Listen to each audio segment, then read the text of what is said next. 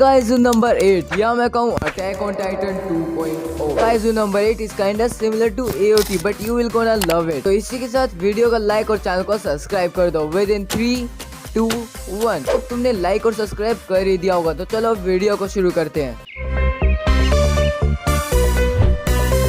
तो हमें पहले पैनल में काइजू दिखता है। काइजू इस यूनिवर्स का तुम मॉन्स्टर मान लो, और इस काइजू ने कानागुरा नाम के एक जगह पर अटैक कर दिया जो कि योकोहामा में है। ये काइजू एक लेवल 6 का काइजू था जिसे ये लड़की मार देती है। फिर हमें सीरीज का MC दिखाई देता है जो कहता है ये हमने ये कर दिखाया। तभी नेक्स्ट पैनल में MC के साथ और भी लोग बैठे होते हैं जो कहते हैं आज तो हमें पक्का ओवर टाइम करना ही पड़ेगा। फिर सभी लोग 3rd डिवीजन के मेंबर के लिए ताली बजाते हैं और कहते हैं कि उन्होंने ये सफलता प्राप्त कर ली। फिर हाबिनो काल्फा जो कि सीरीज का MC होता है वो कहता है ये हड्डी बहुत ज्यादा हार्ड है, इसको काटने के लिए चेनसो चाहिएगा। और तुम सोच रहे हो कि काइजू तो पहले ही मर चुका है, फिर ये किसकी हड्डी काटना चाहता है। देखो जो राय था उस लड़की ने फैलाया था, अब इसको वो साफ करना पड़ेगा। मतलब अपना MC इन काइजू को साफ करने का ही काम करता है। फिर वहाँ का जो हेड होता है वो कहता है काफका तुम्हारा स्पॉट चेंज कर दिया गया है, अब तुम्हें काइजू के इंटेस्टाइन की सफाई करनी पड़ेगी। जिसे सुनकर हाबिनो शॉक हो जाता है, अब उसे ये सब कचरा साफ करना पड़ेगा। फिर हमें एक अपार्टमेंट दिखता है जिसमें हाबिनो अपने बेड पर लेटा होता है और ये बहुत थक भी चुका है। फिर वो न्यूज में देखता है जहाँ मीना आशिरो की तारीफ हो रही थी कि ये लड़की सिर्फ 27 साल की और इसने 100 से भी ज्यादा काइजू को मार रखा है। फिर हमें पास का सीन दिखता है जहाँ मीना हाबिनो से कहती है let's wipe out all the kaiju together. जहाँ मीना तो एक काइजू हंटर बन चुकी है बट हाबिनो सिर्फ एक सफाई कर्मचारी है।